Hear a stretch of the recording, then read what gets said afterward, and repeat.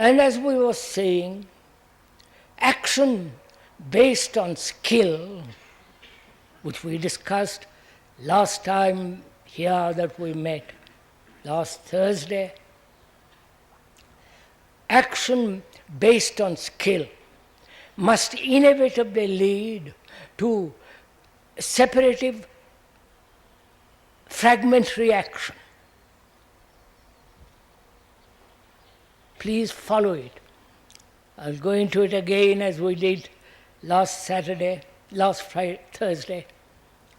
Because our education, our environment, sociological demands urge everyone to develop a particular skill.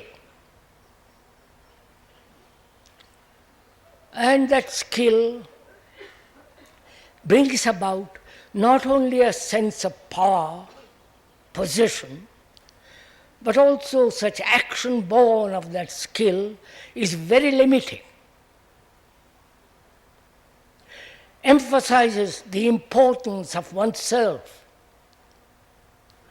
One builds the structure of oneself, the I, the ego. And without clarity, skill becomes destructive. Clarity, we mean by that, the clarity that comes when there is the art of listening,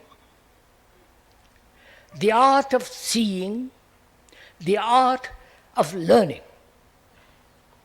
And we mean by that word art to put everything in its right place, where it belongs.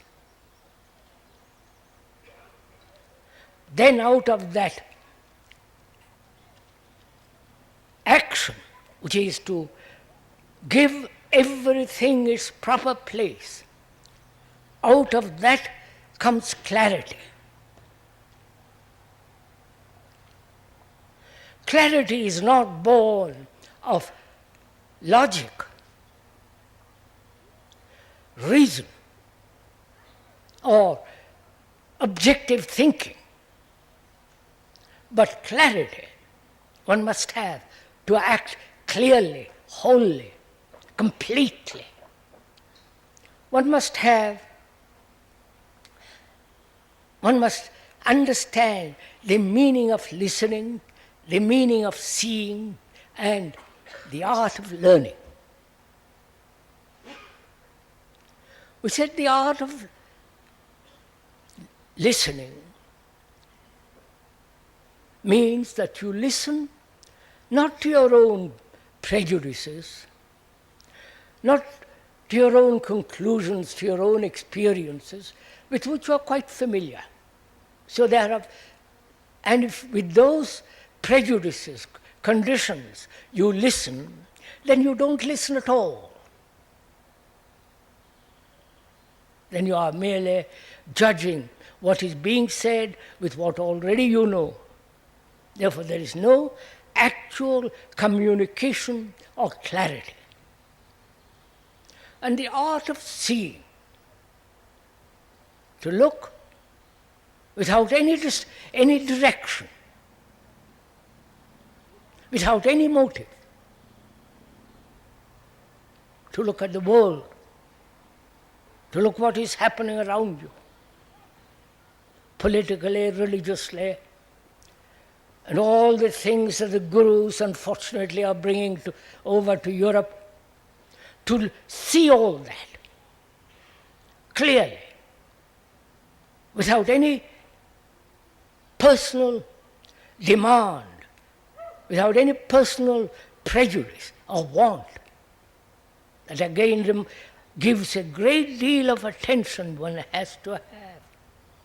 And also to listen, to learn. And I think this is very important to understand. To learn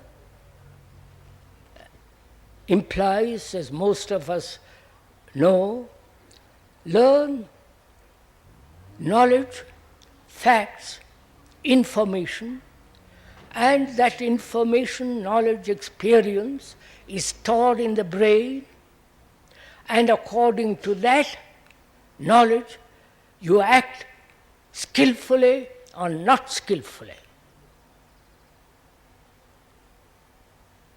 So,